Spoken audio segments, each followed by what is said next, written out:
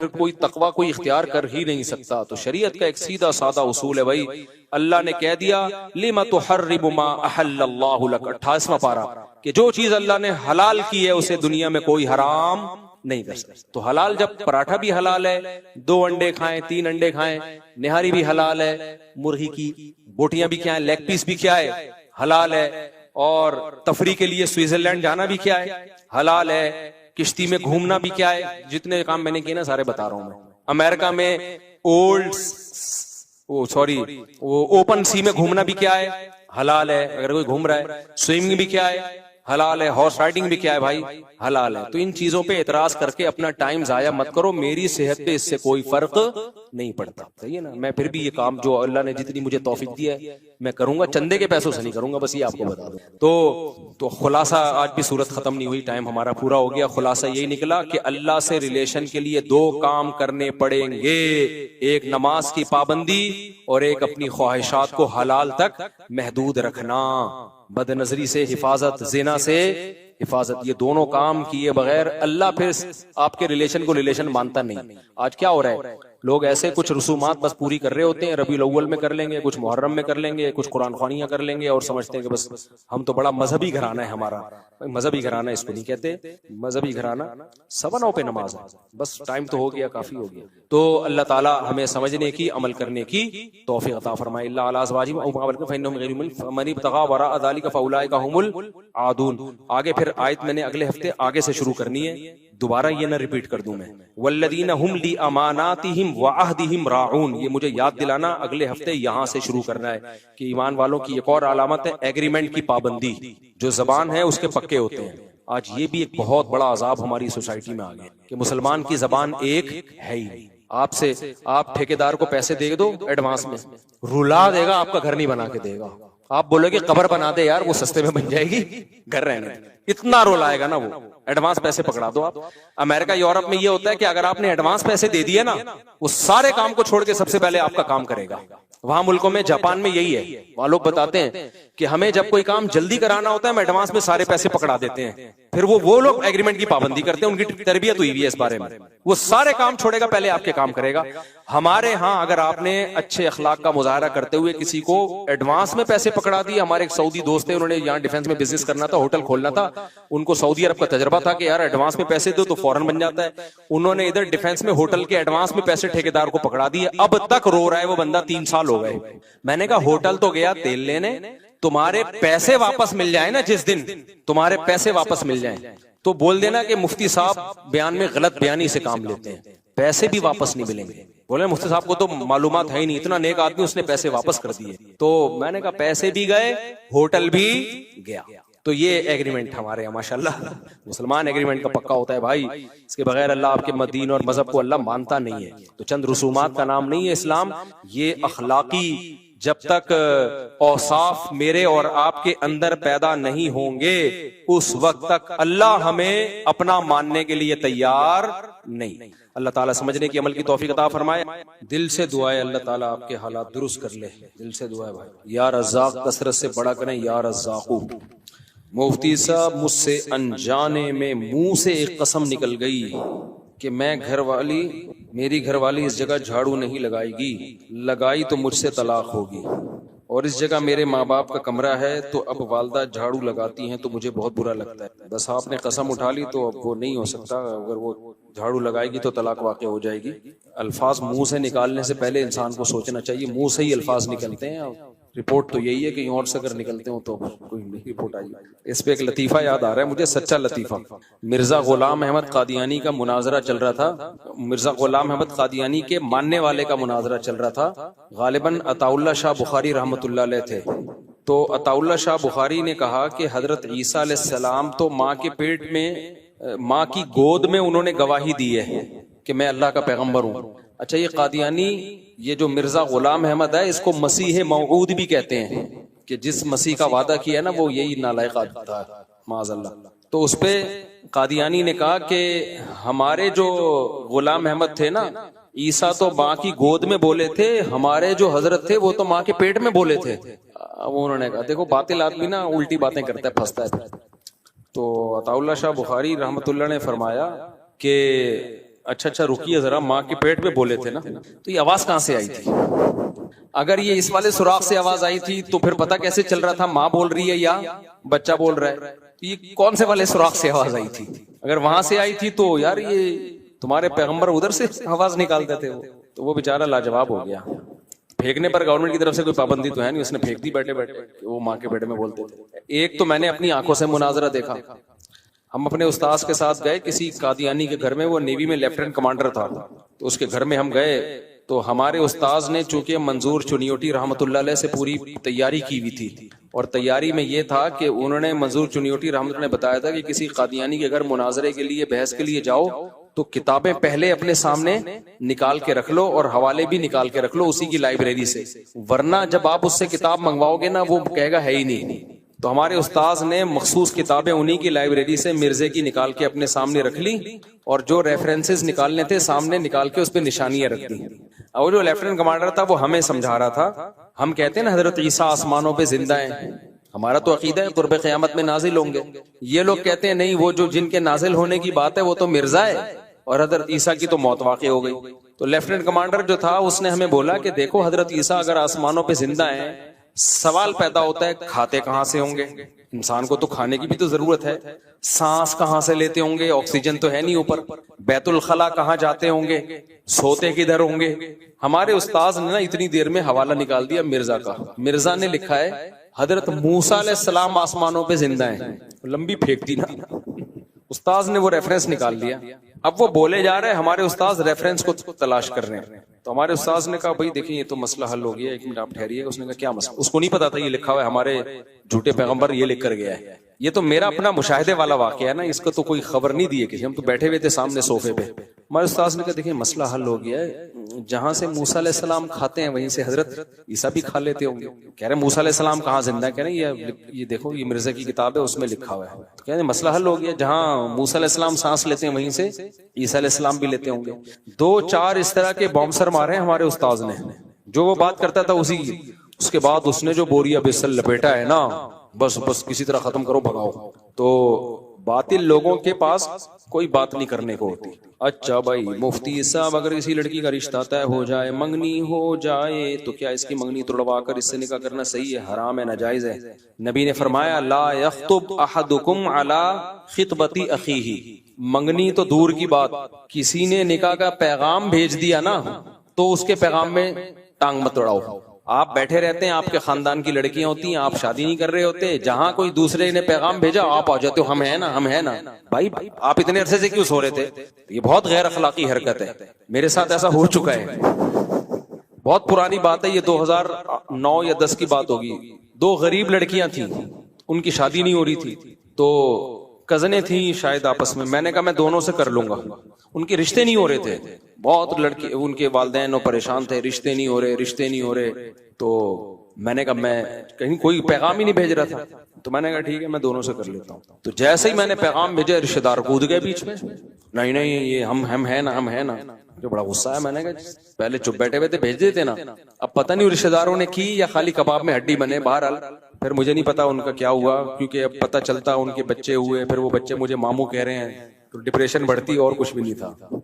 इसलिए मैंने दोबारा पलट के देखा ही नहीं क्या हुआ क्या नहीं। खैर ये तो एक ऐसी बात थी, लेकिन उसूली तौर पर शरीयत ने मना किया है। फरमाया ला यसुम अहदुकुम अला सौमी अखीही। कोई सौदा कर रहा हो ना, कोई सौदा कर रहा है खरीदो फरोख्त का, उसके सौदे को खराब मत करो। अभी कुर्बानी में देख रहा हूं ना, गाय के सौदेबाजी चल रही होती है, आप जाके बीच में टांग अड़ा दी आपने, उनका तय हो चुका है, आपने जाके टांग अड़ा दी। तो जब सौदे पे सौदा जायज नहीं है और पैगाम पे पैगाम जायज नहीं है, मंगनी का तो मतलब होता है बात पक्की हो गई है, उस पे बीच में टांग अड़ाना कहां से जायज हो गया? तो ये गैर अखलाकी हरकत है। हाँ अगर कोई उनको नुकसान हो रहा है उस रिश्ते में, आपको पता है कि वो चरसी है और ये लोग शादी कर देंगे, परेशान होंगे, फिर ऑफर दी जा सकती है भाई अपनी बच्ची का बेड़ा गर्क मत करें, वो गलत लोग हैं, वो एक अलग बात है। नॉर्मली इसकी शरीयत में इजाजत नहीं है। मुफ्ती साहब मुद्दजिल्लुहुम अस्सलाम वालेकुम, मुझे मालूम करना है कि दाढ़ी मूंड कर अगर कोई फौजी शहीद हो जाए तो क्या दाढ़ी मूंडने का गुनाह माफ हो जाएगा? जबकि मुफ्ती रशीद अहमद लुधियानवी रहमतुल्लाह अलैह के बागी मुसलमान जो उनकी मशहूर और मारूफ किताब है, इसमें उन्होंने दाढ़ी मुंडवाने के अमल को आलानिया गुनाह करार दिया है। बुखारी की हदीस है, अल्लाह मेरी उम्मत में से हर शख्स को माफ कर देगा सिवाय ऐलानिया गुनाह करने वाले को। दाढ़ी काटना कबीरा गुनाह है, लेकिन फौजी अगर शहीद होगा तो शहादत का अजर उसको बहरहाल मिलेगा। ये थोड़ी हो सकता है एक गुनाह की वजह से अल्लाह उसकी इतनी बड़ी नेकी को अल्लाह जाया कर दे। तो शहादत तो ऐसी इतनी बड़ी नेकी है, वो गुनाहों को खा जाती है। बाकी यकीनी जन्नती किसी को नहीं करार दिया जा सकता, शहीद को भी नहीं कि भाई ये 100% जन्नत में गया है, क्योंकि बाज दफा क़यामत में अमाल तोले जाएंगे ना। अब उसकी शहादत का वजन 1000 किलो निकला और उसका गुनाह का वजन 1500 किलो निकला, फिर जाहिर है वो गुनाह का पलड़ा भारी होगा। लेकिन शहादत का वजन इतना ज्यादा है कि हदीसों से पता चलता है कि वो कबीरा गुनाहों को भी खा जाती है, शहादत जो है खत्म कर देती है। तो खुद सोचो ना, इससे बड़ी क्या नेकी होगी। आपने अल्लाह को खुश करने के लिए जान दे दी अपनी, तो अल्लाह फिर वो झाड़ू फेर देगा उसके गुनाहों पर। दुनिया में इसकी मिसाल है, एक बेटा है आपकी खिदमत करता है, जान देने की बारी आई, कोई दुश्मन आ गया बंदूक लेके, वो बेटा भाग गया। दूसरा बेटा जो आपकी खिदमत नहीं करता था, आपकी मान के नहीं चलता था, वो आगे खड़ा हो गया, भाई मेरे सीने पे गोली मार, मैं बाप को नहीं मरने दूंगा। तो बाप उसके सारे खताओं को माफ करेगा कि नहीं करेगा? बोलेगा यार अब बेटा तू फर्मा बरदार पर नाफरमान बन, ये तेरी मर्जी है। अगले पिछले सब क्या कर दिए? माफ। तो इसलिए शहादत हल्की चीज नहीं है। और अल्लाह का नाम है शकूर, कदरदान। वो थोड़ी नेकी की बहुत कदर करता है। तो जान देना भाई बहुत मुश्किल है। सब कुछ हो जाता है, आदमी जान नहीं देता किसी के लिए। ये जो माशूकों पे मर रहे होते हैं ना, मैं तुम्हारे लिए जान दे दूंगा, ये कहने की हद तक होते हैं, देता वे तो कोई भी नहीं है जान। क्यों जान देगा? उसको पता है जान दी तो फिर तो कंफर्म किसी और को मिलेगी है फिर तो कंफर्म किसी और को मिलेगी। फिर कब्र पे आएगी दुआएं मगफिरत करने के लिए, और कब्र पे आएगी भी अपने हस्बैंड के साथ।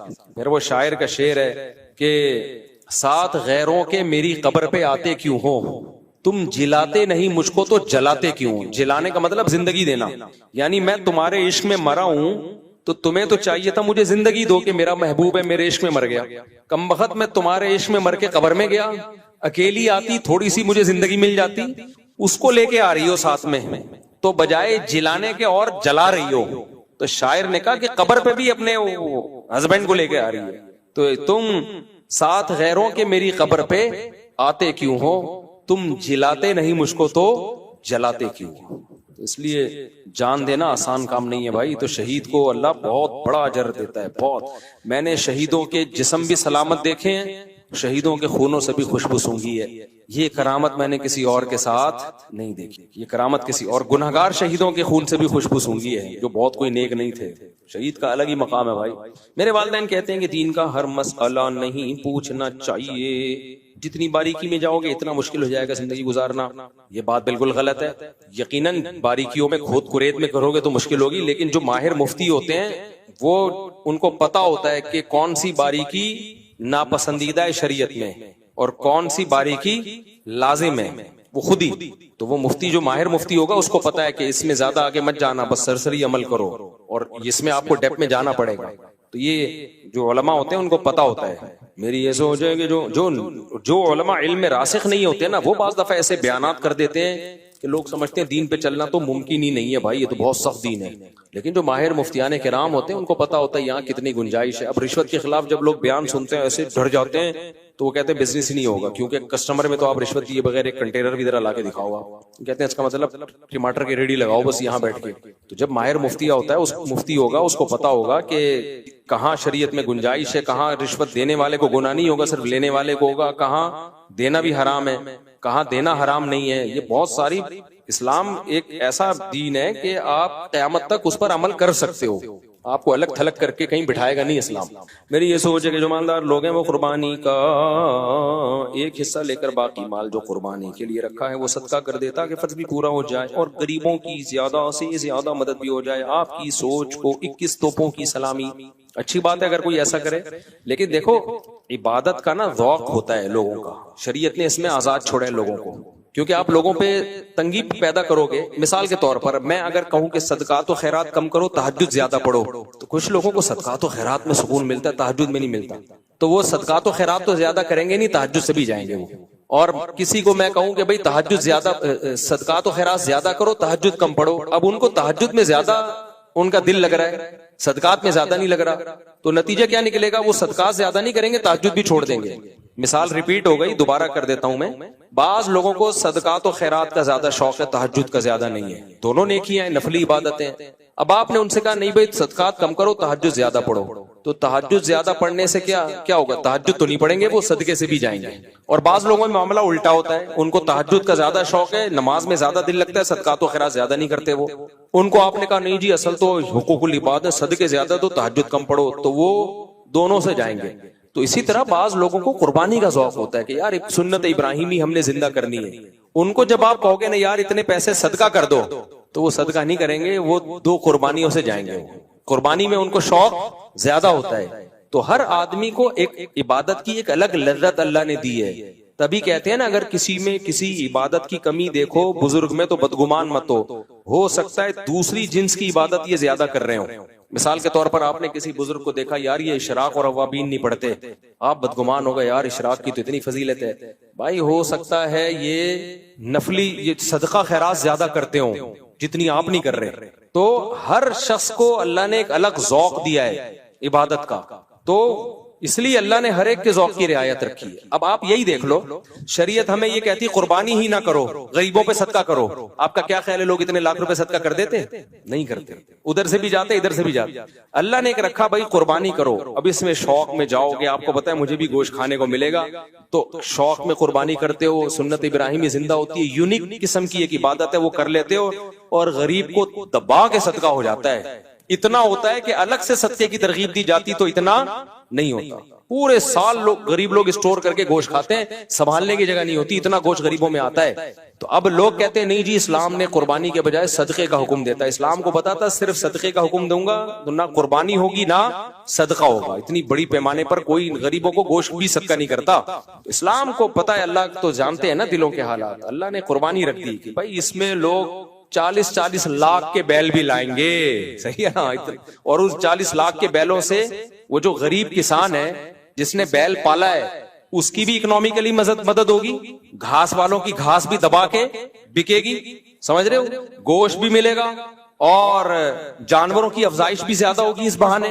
ये सारे बेनिफिट्स हासिल होंगे और इस मालदार का सिर्फ शौक में 1 करोड़ का पैसा खर्च हो जाएगा।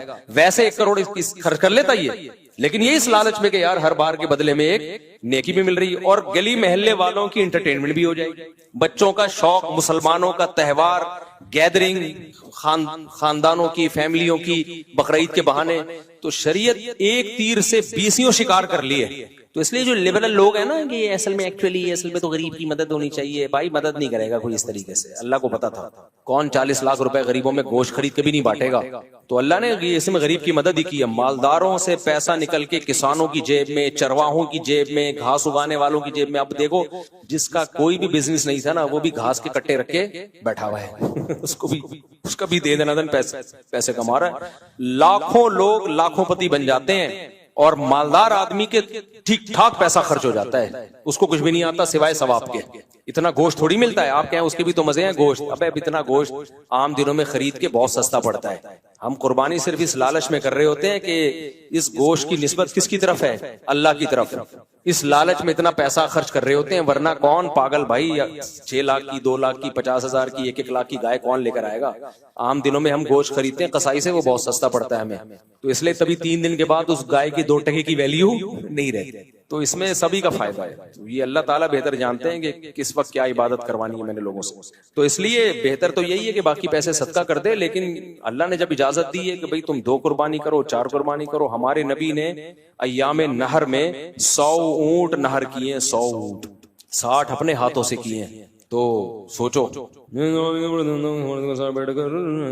सवाल ये है कि बेपर्दा नामहरम खवातीन को मर्दों के साथ बिठाकर बाज़ो नसीहत किया जा सकता है क्या? इस अमल की वीडियो स्कॉलर क्या वीडियो रिकॉर्ड करके किसी मुफ्ती को अपने यूट्यूब चैनल पर लगानी चाहिए। एक मुफ्ती साहब, क्या मुफ्ती साहब के लिए महरम और नामहरम की तमीज खत्म हो गई है? अगर आप खुद बयान अरेंज करें तो उसमें औरतों के पर्दे का इंतजाम होना चाहिए।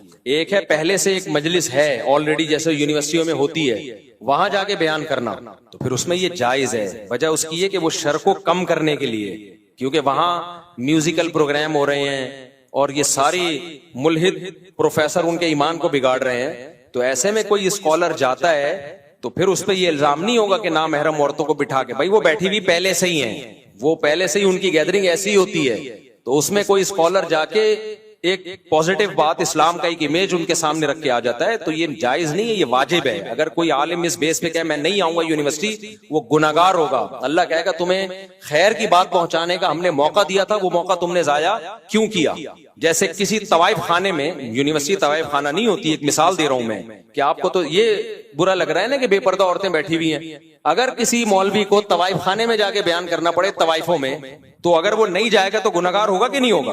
तो जब तवाइफ खाने में जाके बयान करना फर्ज है, फिर वो बेपर्दा भी होंगी तो ये कहा जाएगा भाई ये इनका हेडेक है, ये बेपर्दा है इन्हें, आप तो जाके खैर की बात कर रहे हो। तो यूनिवर्सिटी है, वो तवाइफ खाने से ना कोई मिसाल को मिला दें आप उसको, उसका माहौल तो इन नाइट क्लबों और तवाइफ खानों से करोड़ा गुना बेहतर होता है। तो वहां जाके बयान करना क्यों फर्ज नहीं होगा। बाकी ये कहना कि इससे लोगों में बेपर्दगी प्रोमोट होगी, ऐसा कुछ भी नहीं, इससे पर्दा प्रोमोट होगा। क्योंकि वहां जाके इस्लाम की हकानियत जब बयान होगी, तो इस्लाम की जब मोहब्बत दिल में आएगी तो पर्दा खुद ब खुद आएगा उससे। समझते हो कि नहीं समझते। ये बातें वो करते हैं जिन्होंने काम नहीं करना होता, कुछ करना ही नहीं है दुनिया में, घर बैठे रहो। और फिर बड़ी बात यह है कि ये यूनिवर्सिटियां जो इतनी मॉडर्न है, ये कितना इस्लाम के जिंदा होने की अलामत है कि किसी मजहबी स्कॉलर को बुला के बयान करवा दें। कितनी बड़ी बात है। इसका मतलब ईमान की रमक बाकी है। ये हिंदू लोग, ईसाई लोग देख रहे होते हैं कि पादरियों का बयान तो किसी यूनिवर्सिटी में नहीं होता, पंडितों का तो होता नहीं, मजहबी स्कॉलर इस्लाम को रिप्रेजेंट करने वाले लोग जा रहे होते हैं। तो हम वहां जाके ये सख्ती करेंगे नहीं जी लड़कियां बुरके में बैठेंगी, वो कहेंगे भाई आप बाहर जाके बैठो। अगर ये इतनी नेक होती तो आपके बयान की हमें जरूरत थी नहीं। तो ये बहुत बड़ा ज़र्फ उनका है यूनिवर्सिटियों का। इतनी मॉडर्न यूनिवर्सिटियां किसी मजहबी स्कॉलर को बुला लें, ये गनीमत है। तो फिर आपको उनकी शर्तों पे जाना पड़ेगा। अपनी शर्तें कि जी आंटियां सारी यहाँ हो जाएं और अंडे यहाँ हो जाएं और इनको शटल कॉक पहनाओ, तो ये नहीं होता। ये वो काम कर रहा है जिसने करना ही ना हो काम। अच्छा, ये लोग जब तिजारत का मामला आता है ना, इतनी बड़ी बड़ी दाढ़ी होती है इनकी और तहज्जुद गुजार होते हैं, शलवारें आधी टखनों तक होती हैं।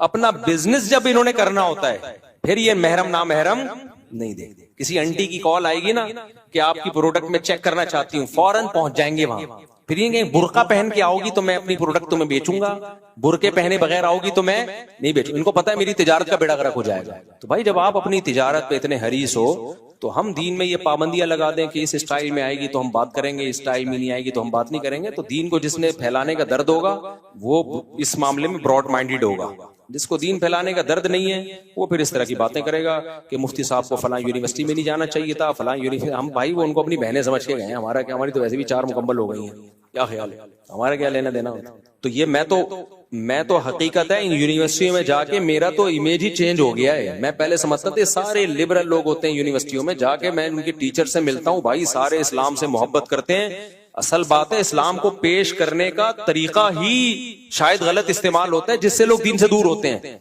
हमें यूनिवर्सिटियों में जाके, फौजी इदारों में जाके और ये जो एजुकेटेड तबका इनमें जाके अंदाजा हुआ कि इनकी जमीन बहुत जरखेज है, इनमें बात कबूल करने की सलाहियत है। हम में शायद बात पहुंचाने की सलाहियत, हम डंडा मारने की सलाहियत है हम में। देखो फतवे की लाइन अलग है, वाज की लाइन अलग है। मुफ्ती से जब फतवा पूछा जाएगा या मुझसे जब पूछा जाएगा कि औरत के लिए बेपर्दा होके मर्द के सामने बैठना जायज है, तो फतवा ये होगा कि जायज नहीं। लेकिन वाजो नसीहत में क्या है भाई, आपको जहां भी बात फैलाने का मौका मिले आप फैला दो, और वहां जाके ये मत कहो कि आपके लिए मेरे सामने बेपर्दा होके बैठना हराम।